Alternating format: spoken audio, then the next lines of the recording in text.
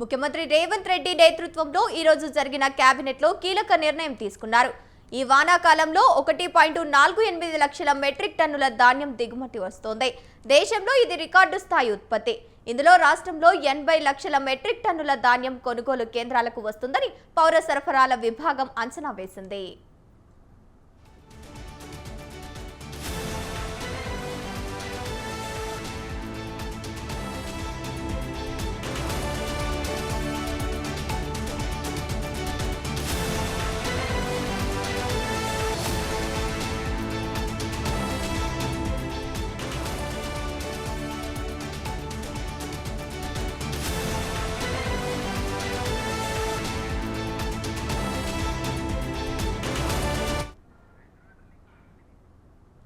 కేంద్ర ప్రభుత్వం 50 లక్షల మెట్రిక్ టన్నుల సేకరణకు అంగీకరించింది.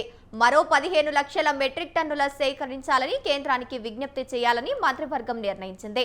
వానాకాలం సీజన్లో పండించిన ధాన్యం కొనుగోళ్లను పకడ్బందీగా నిర్వహించాలని కేబినెట్ నిర్ణయించింది.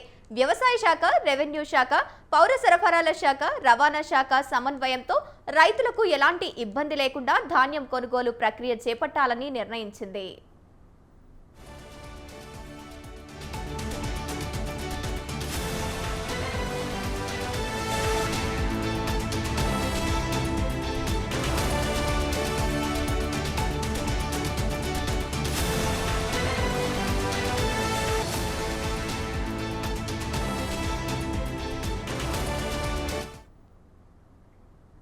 ధాన్యానికి చెల్లించే మద్దతు ధరతో పాటు సన్నవడ్లకు ఇచ్చే 500 బోనస్ రైతుల ఖాతాలో వెంటనే జమ చేయాలని నిర్ణయం తీసుకుంది.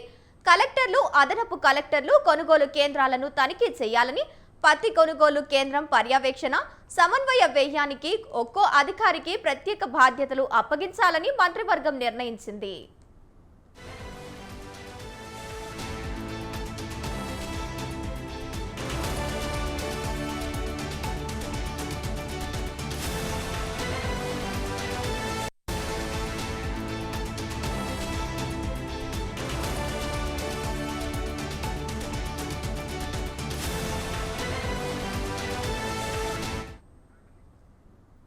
రాష్ట్రంలో కొత్తగా 3 అగ్రికల్చర్ కాలేజీల ఏర్పాటుకు రాష్ట్ర మంత్రివర్గం నిర్ణయం తీసుకుంది. హుజూర్ నగర్, కొడంగల్, నిజామాబాద్ లో అగ్రికల్చర్ కాలేజీ ఏర్పాటుకు ఆమోదం తెలిపింది. రాష్ట్రంలో ప్రజా ప్రభుత్వం ఏర్పడిన 2 ఏళ్లకు పూర్తయిన సందర్భంగా ప్రజాపాలన, ప్రజా విజయోత్సవాలను నిర్వహించాలని కేబినెట్ నిర్ణయించింది. డిసెంబర్ 1వ తేదీ నుంచి 9వ తేదీ వరకు ఉత్సవాలు నిర్వహిస్తూ ఉత్సవాల నిర్వహణ, సంబంధిత ఏర్పాట్లపై కేబినెట్ సబ్ కమిటీ ఏర్పాటు చేయాలని నిర్ణయించింది.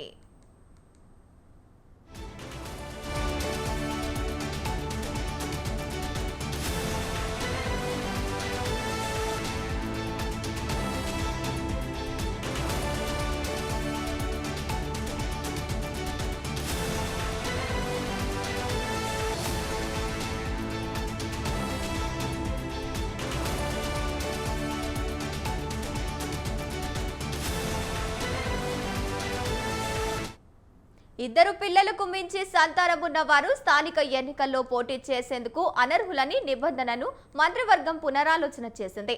రాష్ట్రంలో జనాభా నియంత్రణ కట్టుదిట్టంగా అమలవుతున్న తరుణంలో ఈ గరిష్ట నిబంధనను అమలు చేయాల్సిన అవసరం లేదని అభిప్రాయం వ్యక్తం చేశారు. ఈ నిబంధన ఎత్తివేసేందుకు కేబినెట్ సూచనాప్రాయంగా అంగీకరించింది.